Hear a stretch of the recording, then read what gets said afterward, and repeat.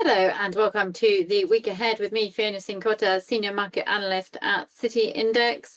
We are looking ahead to the week beginning January the 19th. As always, I'm just going to ask you to read through the risk warning. I will put myself on mute whilst you do that.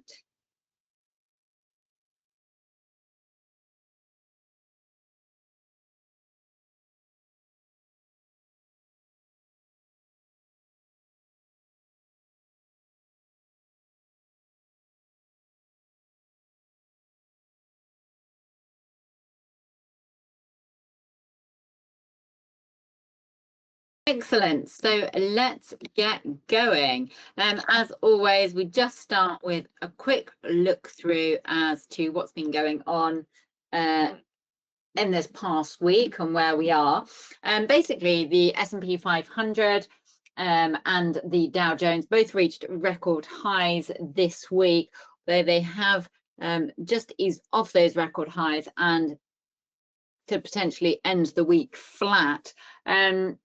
But we saw those record highs reached basically as we've seen sort of relatively robust earnings from the major banks, which have sort of offset worries regarding Trump's proposed plans to cap the interest rate on credit cards, which obviously would have quite a severe impact on many US financial institutions.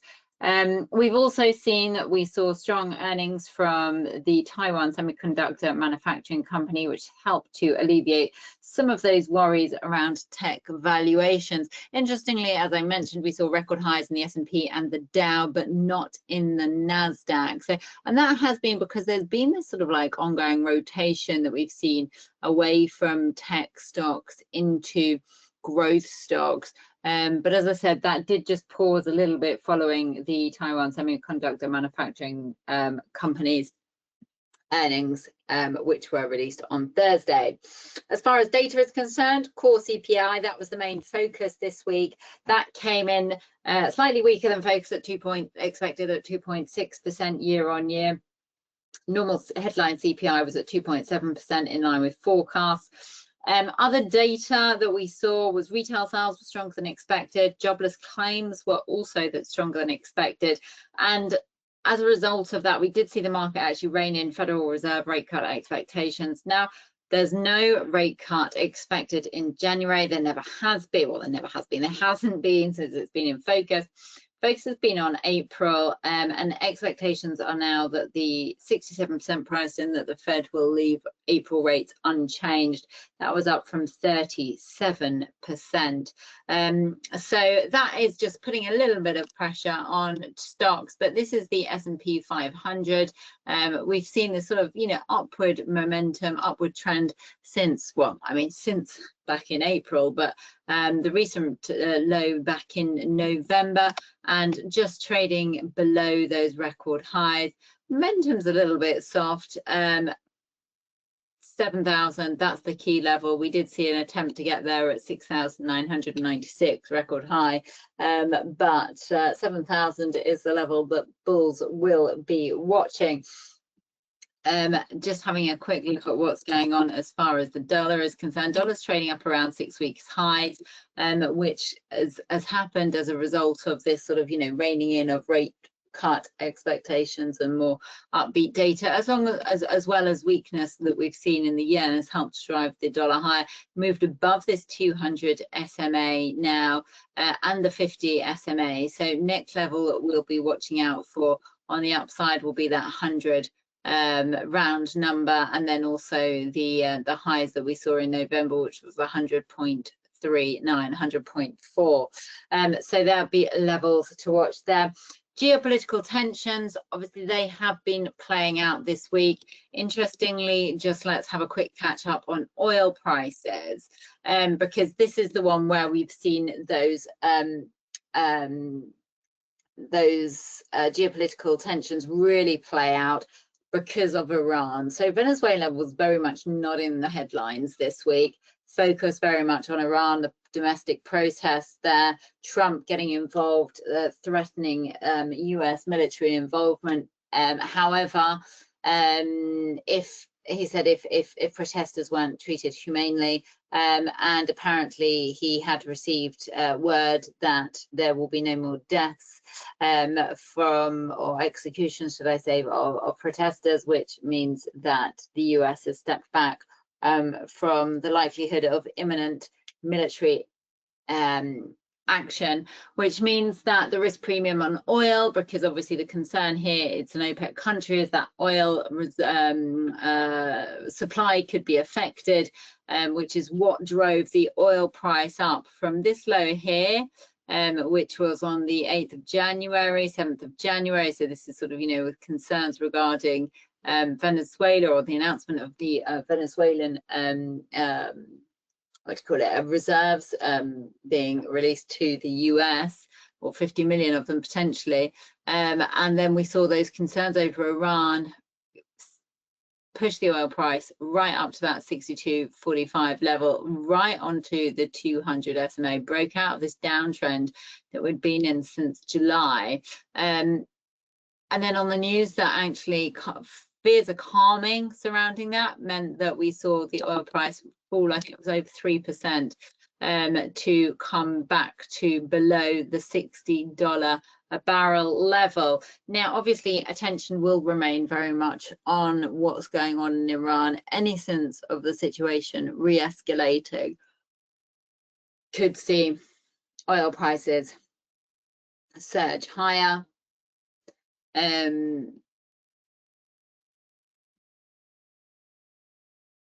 This is the risk premium that we've seen that's sort of, being discussed here. But it's also worth bearing in mind that whilst Iran and those concerns are the largest driver, it would appear near term because of volatility, there are obviously longer term drivers that we're looking at here as well, in the sense, or worries about increased supply from Venezuela. That could potentially be keeping pressure on oil prices. Expectations of a supply glut is also something to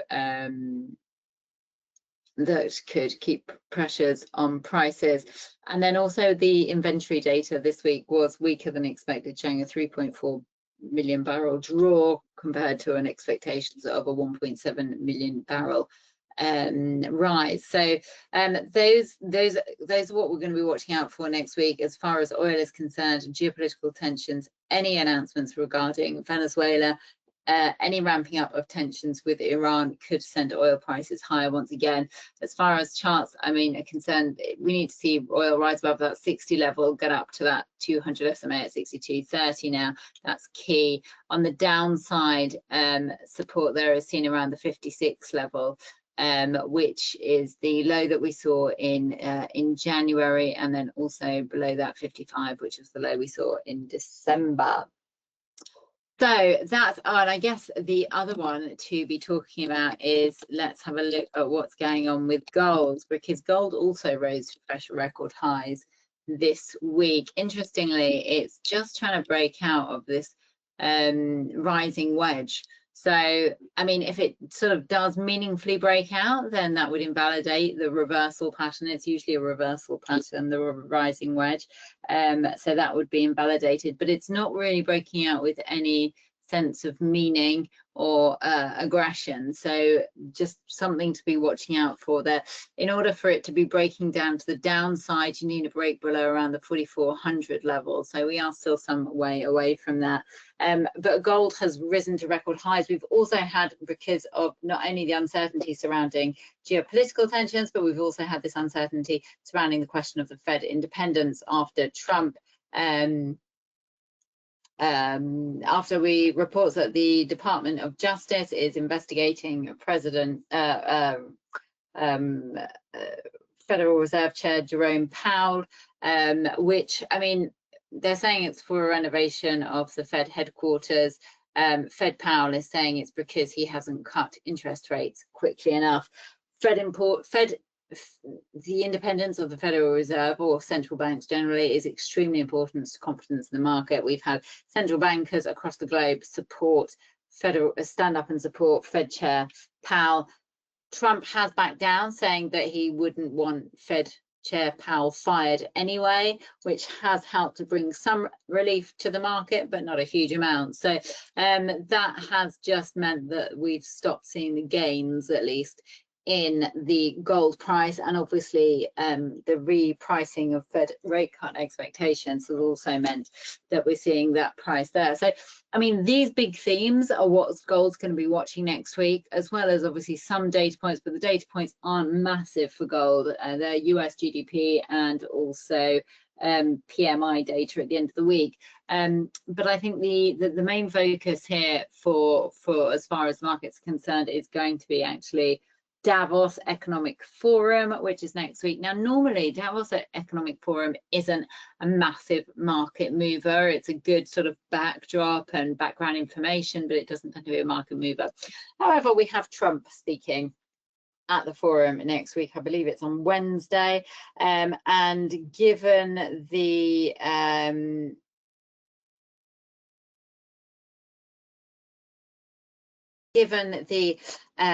concern or Trump's ability, should I say, to inject volatility into the market, that's something that the markets will obviously be watching very closely, depending on what theme he focuses on what he announces as to where we could see moves. But yeah, so that's something just to be keeping on your radar. So now that we've got through those themes, just talking about technical analysis here, as I said, it's that this rising wedge pattern on the upside, you know, 4,800, 4,700 are the next logical levels. We are near overbought territory, so we may struggle to see that sort of level of positivity in gold. But yeah, so just it's worth seeing how gold behaves around these levels, the 4,600 level, where it's consolidating at the moment. We're going to see a breakdown. We've got a couple of levels of support in there, 4,545, and then, as I said, you've got that 4,400 on the downside to watch out for as well. So just now, let's move to the economic calendar after all of that. So I mean, first things to be watching out for are obviously Chinese data. So now we had Chinese trade balance this week. That came in much stronger than expected, which is encouraging. But this time the focus is going to be on retail sales, industrial production, and GDP. GDP likely to be the big focus here, expected to be 1.1% quarter on quarter. Year on year, we're looking at significantly slower growth at 4.4%, down from 4.8%. So, you know, I think weakness here could raise concerns and put pressure on the authorities to potentially offer some support to the economy.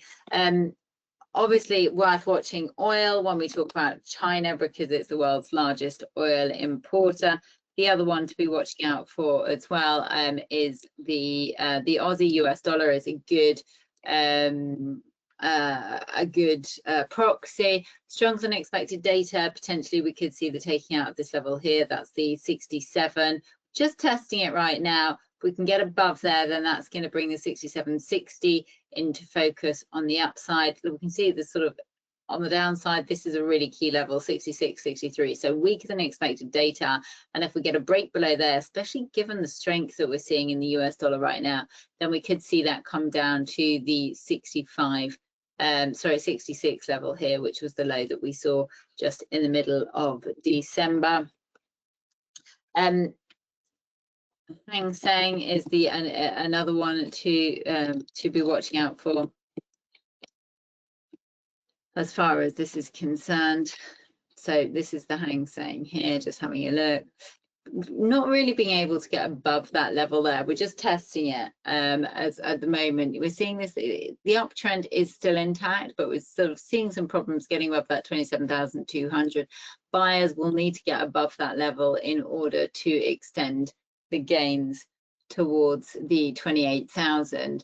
So that's going to be a pretty key level to watch. Just on the downside, I think, you know, real support, we're not really sort of too worried about much until we get down to the 25,300 level, which was the low that we saw back in December. So other things to be watching out for, we've got data-wise next week. We'll start with we'll start with Friday, which doesn't really, what do you call it, Bank of Japan. So I'm just skipping through quite a lot to just focus on the Bank of Japan and the monetary policy meeting, because I think this will be, again, one of the big meetings, one of the big focuses last week because of the yen. Okay, so obviously we've had the yen weaken to an 18-month low. It's actually falling significantly lower, or is falling lower today, because of sort of concerns over intervention.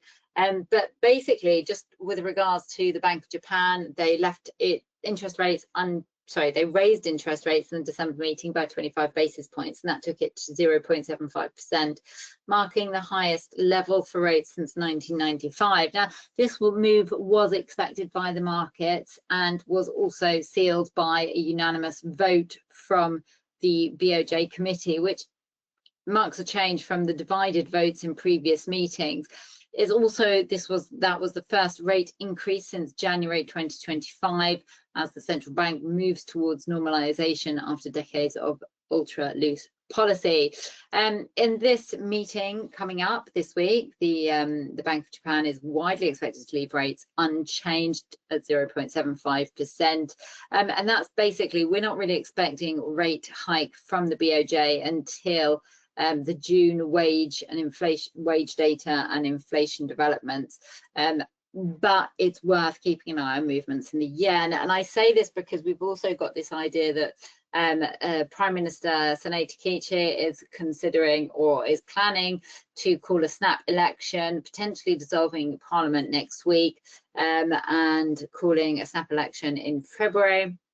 Now, why is this concerning for the yen? It's basically because she's looking to capitalize on her strong support group to get a majority for her party in the lower house, which means that she will have a larger mandate to aggressively implement her fiscal expansionist policies. So basically, that's a lot of fiscal spending. Bad news for the yen. We've had a slightly weaker 5-year auction for Japanese bonds as well, which means yields are rising strongly for the country. So this is why we're keeping an eye on the yen. Potential weakness there. That weakness could mean that we see further depreciation, which could mean we see a Bank of Japan rate hike sooner than potentially was previously expected. So as far as this is concerned, I think it's trading, again, we're seeing this trading in a rising wedge. So, you know, we've got this uptrend R that's been very much in place since September. And then we've got this rising wedge here. The high was at 159.45. That was the 18-month high. We have come back down below that 158.50 level. That was the high from 2025. And sorry, bear with me. Where was that from? Yeah, January 2025. That's where it was. And so, yeah, next level to be watching here, 157. It's around here. It's the high that we saw in December. And if we get a break below around the 157.40 level, that's what could spark a breakout of this reversal. The rising wedge is a reversal pattern, so that's what could spark a deeper decline to 154.55. On the upside, watching for a move above the 159.45. If we get a breakout above that rising trend line, then that could negate the pattern and invalidate the pattern and spark further increases towards 160 and 162 as the levels to be watching on the upside. So what else we got? UK.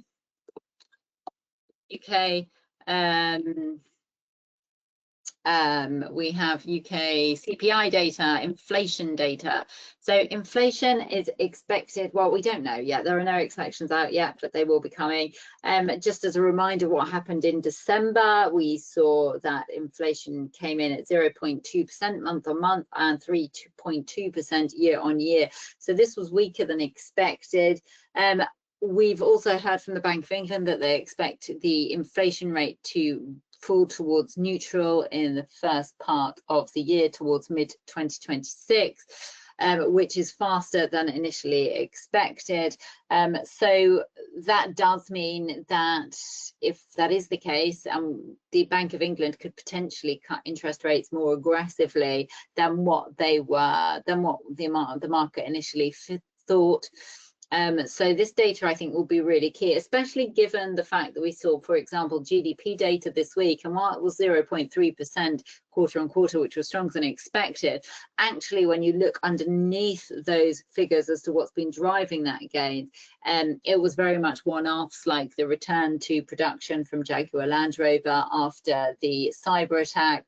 You know, car manufacturing jumped 26%. That was a big supporter of GDP growth in that quarter. So, and that does mean that I think underlying growth is not necessarily that strong. Also, there are concerns about the UK labour market. We've got the unemployment data on Tuesday as well, and that could potentially tick higher.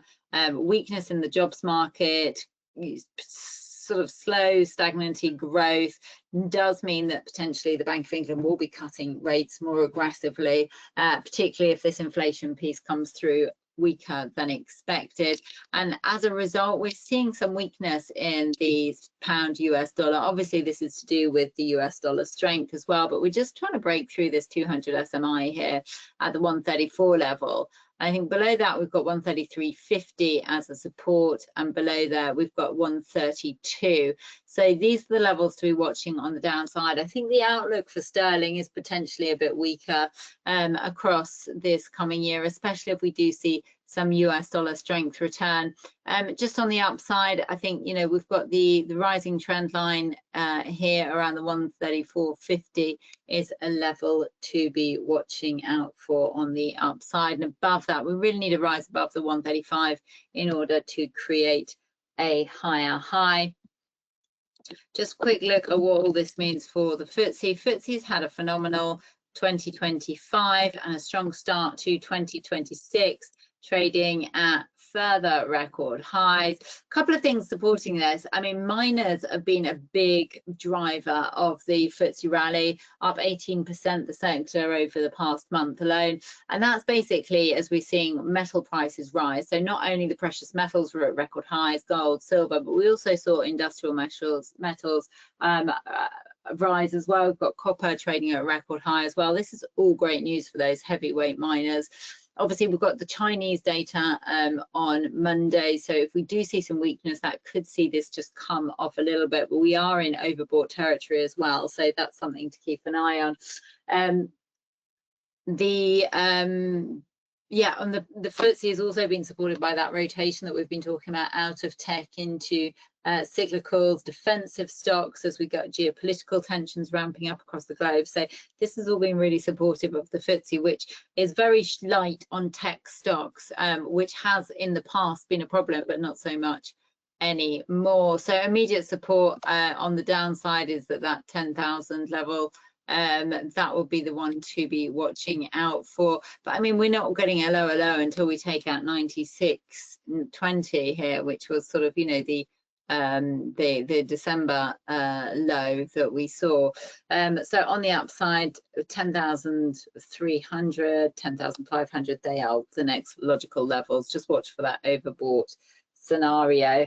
Then what else have we got? As I said, we've got US GDP. That it does feel very stale now that we're in, because it's Q3.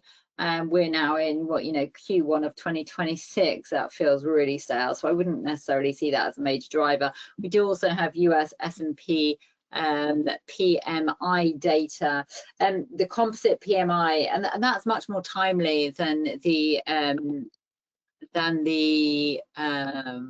GDP data that we see. This is the NASDAQ, so worth watching as well, just as we continue to talk about that sort of rotation. Hasn't really managed to get above this level here, 25,900, 25,850. That was the high that we saw back in December, and we haven't been able to get out of it. We tried to sort of break out of this pennant pattern. So we've got that data. If we do get stronger than expected PMIs, that would be a very encouraging sign. Maybe we'll see some strength returning to the market, or go again, that may be to the cyclicals rather than the tech. I think earnings could be much more of a driver for the Nasdaq. We've got the Netflix and Intel will be under the spotlight as US earnings continue to ramp up next week. And then just finally, we've also got on Friday Eurozone PMI data. Eurozone, Euro-US dollar is trading down at around 6 weeks lows. PMI data, basically we're seeing this ongoing contraction in the manufacturing sector, which was down at 48.8 in December. Service sector though remains solid at 52.4, which is bringing the composite PMI to 51.5, which is still, you know, signals modest growth, although the growth is showing some signs of slowing, you know, from the highs that we saw in October. Data sort of seems to be sending the message that growth is stable, but just potentially lacking momentum. And this data isn't likely to drive any moves at the ECB. You've got inflation at the ECB at 2% target. So the central bank is, you know, keeping interest rates unchanged for multiple meetings now, and it is not expected to move on rates at all. So technically, if we were seeing, you know, expectations for the Fed to continue cutting rates and the ECB not to, then we may expect the Euro-US dollar to find some strength. However, there are questions over whether the Fed will cut rates twice as the market is expecting. And if we see those reined in, then obviously that could mean that we see continued US dollar strength. So just as far as the chart is concerned, rate rallied up to that 118 level. We've been trading in this falling channel since, testing the 200 SMA next at 115.75. If we get a break below that, momentum's on this side, then we'll be looking towards that sort of 115 level, which was the lows that we saw in November. Below there we have the 114, which is the July low. So that, I believe, is everything that we will be watching next week. Thank you very much for your time, and I'll see you next week.